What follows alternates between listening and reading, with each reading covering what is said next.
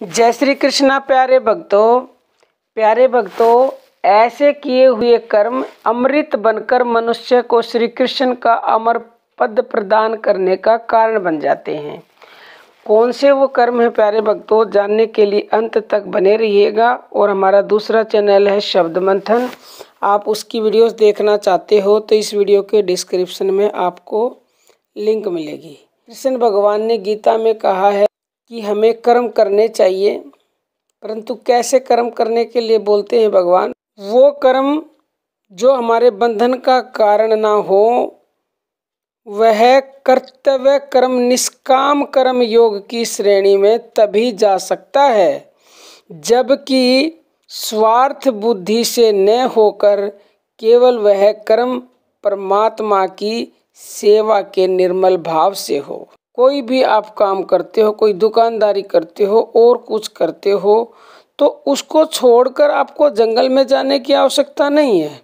आवश्यकता है मन के भावों को बदलने की, यानी कि वह निष्काम भाव से आपको करना है। स्वार्थ और कामना का कलंक धो डालने की जरूरत है। जिस दिन सांसारिक स्वार्थ की जगह मन में श्री कृष्ण को स्थान मिल जाता है, उसी दिन वे कर्म जो बंधन के कारण थे, स्वरूप में वैसे ही बने रहकर भी परमात्मा की प्राप्ति के कारण बन जाते हैं। जिस प्रकार प्यारे भक्तों पारा और संख्या अमृत का काम करते हैं, यदि वह चतुर्वेद के द्वारा शोध कर शुद्ध कर लिए जाए, तब जिस पारे या संख्ये के प्रयोग से मनुष्य की मृत्यु होती है, वही पारा या संख्या विष भाग के निकल जाने पर अमृत बन जाता है। इसी तरह से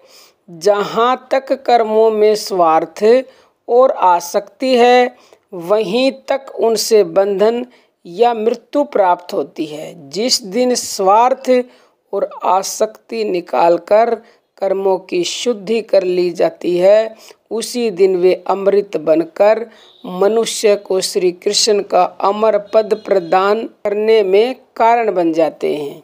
इसीलिए किसी भी कर्तव्य कर्म के त्याग की आवश्यकता नहीं है। आवश्यकता है तो बुद्धि को शुद्ध करने की।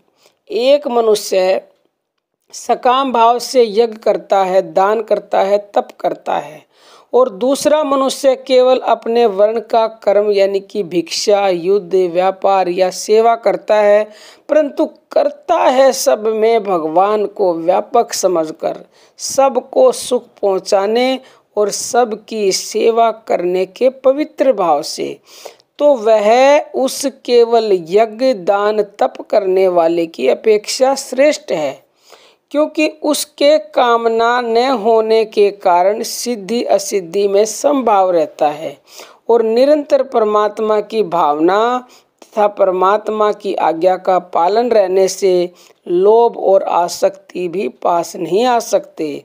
लोभ और आसक्ति के अभाव से उसके द्वारा पाप या निषिद्ध कर्मों का होना तो संभव ही नहीं होता। हम आपको ये नहीं कह रहे कि यज्ञ, दान, तप नहीं करने चाहिए या ये तुच्छ श्रेणी के साधन हैं।